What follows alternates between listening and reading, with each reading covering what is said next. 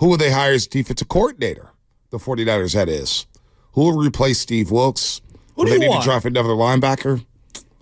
Honestly, Shasky, if it's going to be Shanahan's scheme, I don't really care. I don't. Right now, I don't care. Like, Belichick would be great, right? But let's be real. Feels unrealistic. Yeah. Vrable will be great.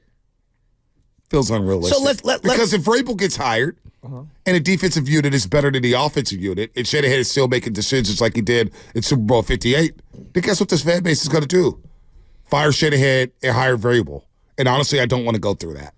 I don't even want to go through like the tension that could create. I would just say, can we just hire the best candidate? I would say that too. You know, who's the best candidate? Like, I don't think Pete Carroll is the best candidate. Why His cover 3 scheme in Seattle's been outdated. Without Richard Sherman, Cam Chancellor, and great players, they've been very subpar on defense. Okay. Very subpar. Shanahan's had no problem scoring on them.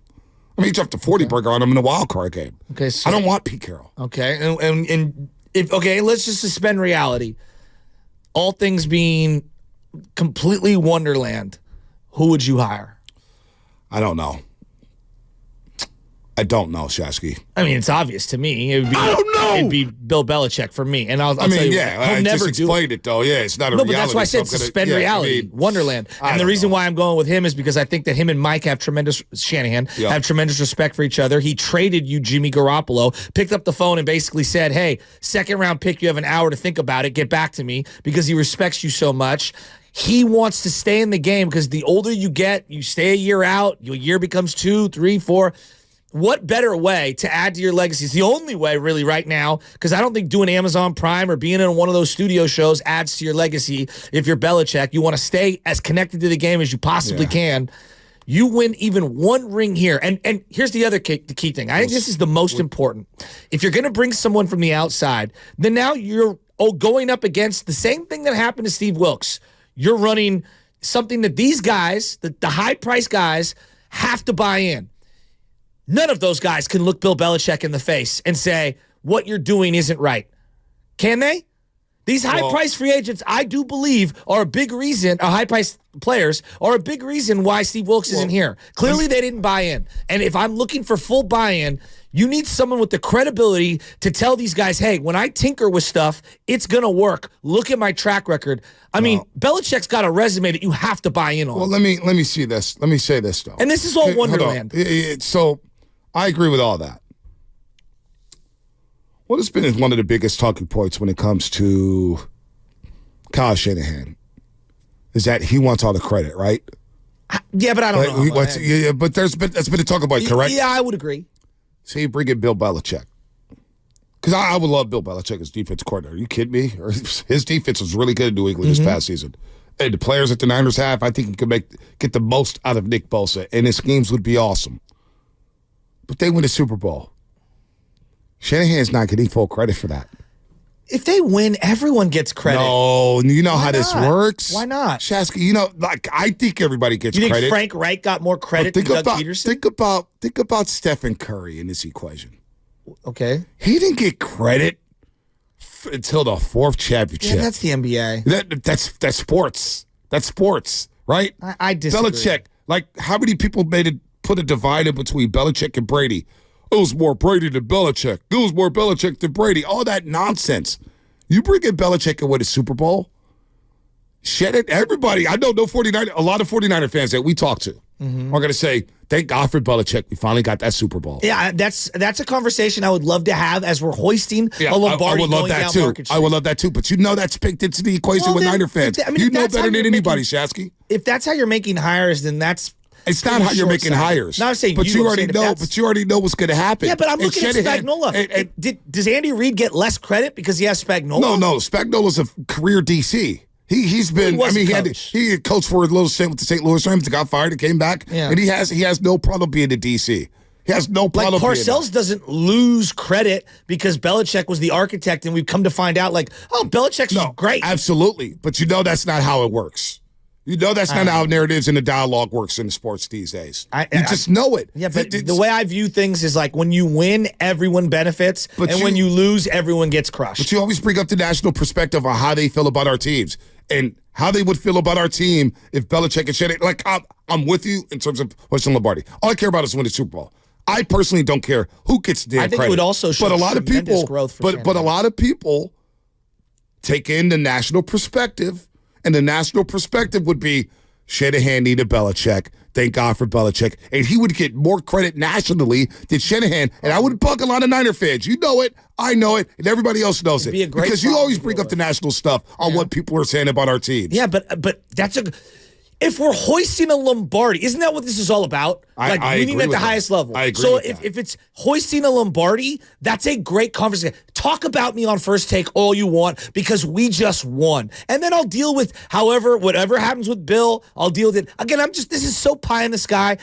I don't care if I'm this close to winning and I keep losing and keep losing. It doesn't matter to me at this point. Now, if I really truly care about winning, bring in whoever can help us get over the hump. That's the way I would view it. I would view it like that too, but not everybody would. Not everybody would. Well, and you know that. Because I'm the guy who on the show is like, I don't care about the national perspective. I try to stay away from it as much as possible. But it doesn't preclude you from swinging big. Like, you knew that Kevin Durant would get crushed for coming to the Warriors. I agree. Let's do it. I agree. And Stephen Curry got docked for that. Oh, Kevin Durant came with the easiest championship. Kevin Durant still doesn't get credit for winning 2 championships. Now, it's a joke. Well, it's stupid. I think it's very, very stupid. But there's a lot of people who subscribe to that stuff. There is.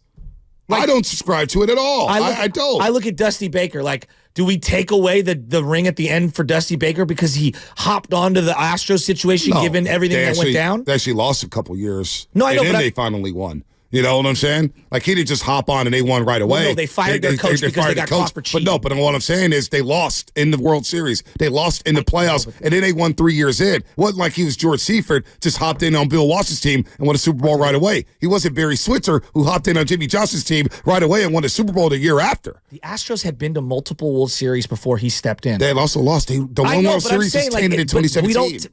What I'm saying is they lost multiple World Series before he showed up, and we didn't take that away from him when they finally won. Like, when you win, I feel like everyone gets credit. You just said they lost, though, right? I'm talking about winning. George Seifert never got the full credit for winning that 89 championship because everybody said it was Bill Walsh's team. Barry Switzer never got the full credit for winning that Super Bowl because everybody said it was Jimmy Johnson's team. Those are great conversations to have for the national agree. I agree. But you know what? We ain't getting Bill Belichick, so what the hell are we talking about anyway? Like, we're not getting him anyway. Well, I'm talking about because I'm just saying this is what I would like to see them do because I do think that they have a problem right now where if you do bring in an outside, not a problem, but I wonder, if you bring in someone from the outside, are the high-priced guys going to reject new philosophies that don't align exactly with what they want done? Sometimes you need to be pushed outside your comfort zone. I think about Iguodala going to the bench, or I think about, certain star players, Aaron Rowan, going to the bench in the playoffs, even though he's not a star player. Like, sometimes you got to be pushed outside your boundaries to get over the hump.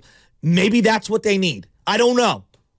Let's go to Riff Raff, Daly City. Riff Raff, what's happening? Hey, good morning, guys. How you doing? Good. Hey, Joe, always thoughts to your dad. Thank you. My father was my hero. I dig it, man. Some things are more important than sports, man. Yeah, I know, Joe. Thoughts and prayers. We've lost 5 conference titles and 3 Super Bowls in 2011. Every one of them were crushing. Other fan bases would kill to have that. That's not good enough here. We have such a high standard now that it's just not good enough. When you're going up against a Pat Mahomes, a Joe Montana, ask Lewis Billups of the Bengals, John Elway, you have to play near mistake-free football. And the Niners didn't do it. It's a team sport. Coaching, players, everybody. We did not play the perfect game, and that's what you need to beat these legends. It's true. We made just way too many mistakes. So, another not a down year, just another disappointment. But I just want to chime in on that, and I'll let it go at that. Yeah, you sound depressed, Riff Raff. I mean, he is. I feel your pain, man. I do. Let's go to Ryan and Ryan is San Jose. Ryan, what's happening? Upset. Hey, it's great to be on. I don't know if anybody else has mentioned it, but I've been feeling this exact same way ever since they lost the previous Super Bowl, which is in not just in the game of football, but in the game of life. If you're in a totalitarian position where you have nobody to correct your mistakes, the chances are you're going to be more inclined to keep making those mistakes, and that's what keeps happening with Kyle Shanahan as it pertains to play calling, which is why I have drawn to the conclusion, especially after watching this past Super Bowl, that the 49ers will not win a Super Bowl unless he finds an offensive coordinator that he's on the same page with. Because you need a system of checks and balances, and that's why the perfect example, Andy Reid, despite the fact that he's a great offensive mind, he was smart enough to get an offensive coordinator because he understands that it's harder to see your own mistakes when you are in the position of making a play calling. And if you don't have somebody overlooking you, you're going to be more inclined to keep making poor mistakes and keep making more play calls until where it's too late. And that's what happened this past game with Kyle Shanahan. So, everybody's been talking this whole week about, what defensive coordinator is going to come in here? Who's it going to be?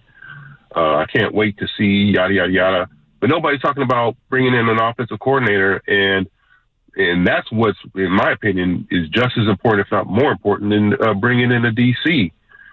Because... So you want him to get rid of you want him to relinquish play calling duties? Let me ask you this question. When's the last head coach have you seen win a Super Bowl who's managing the game, calling the timeouts? Andy Reid. McVay. Doug Peterson? Doug Peterson, yes. I mean, all those guys are play callers. Like, part of what makes those guys, and I'm not diminishing you. What I'm saying is, I hear what he's saying. Part of their best attributes, all three of those two, McVay, Shanahan, Andy Reid. Zach Taylor advanced to the Super Bowl with Cincinnati. Yeah. He calls his own plays. Calling plays. Like, that's why you hired them. That's what they do. Let's go to